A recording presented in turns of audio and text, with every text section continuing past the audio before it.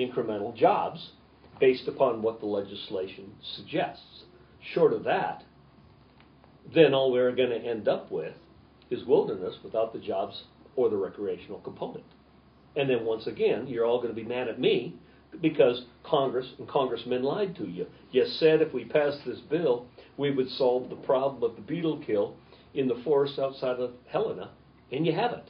And I'm telling you, projecting forward in 2020, unless there is some kind of a phased-in incremental approach, what's to keep somebody from appealing 1 year, 2 years, 3 years, 4 years? It's the same problem that we're having right now with the timber salvage. When something burns, they know that after 3 years it's no longer commercially viable. There's no reason to go in. So all they have to do is wait you out in court, keep filing motions and such. Well, that doesn't solve the problem.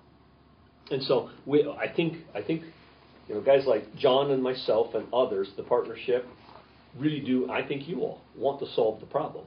But the problem will not be solved unless there's some kind of recognition that we have to somehow apply pressure beyond just the handshake. And I told Tim Baker with the Wellness Association, I said, I love you, I like you, I trust you.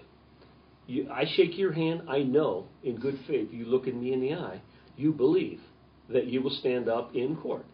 But I know your association is very mad at you for talking to the lumber companies, and what happens if they fire you and they put somebody else in that has not made that handshake, that promise, that are not part of the partnership?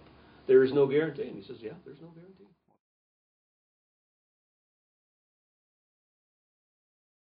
It's all been behind closed doors up until this point. I mean, when I got back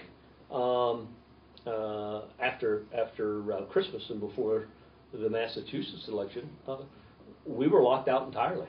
It was between Pelosi and Reid and the Obama administration. That's no secret. And where are the C-SPAN cameras? So I can't tell you what had happened up to that point. I would have to say that the earth shook on the day of the election last Tuesday because it changed the debate. They could no longer just assume that the one party could rule. And that's what's good about the two-party. A lot of people say, well, God, we hate the politics. Well, you want to go back to the point where one party has entire control? Okay, let's go back to Bush and us. And they go, oh, whoa. And so, most people kind of like the divided Congress, the divided presidency as far as some competition, because what it does is it creates a contrast of philosophies for people to observe. And if there's one thing that has been good in the last 10 years is frankly the explosion of the internet, the opportunity. I mean, never would you have had a camera in this room, and yet, here you are. You're going to have an opportunity to put this on your web if you wish. And me too. I'm almost up to 2,000 people on my Twitter account. I have 4,500 people on my Facebook, and so I'm communicating with you. I've got my toll-free number, my web page, Facebook, Twitter, all these other opportunities. People know more about their government than they ever knew before.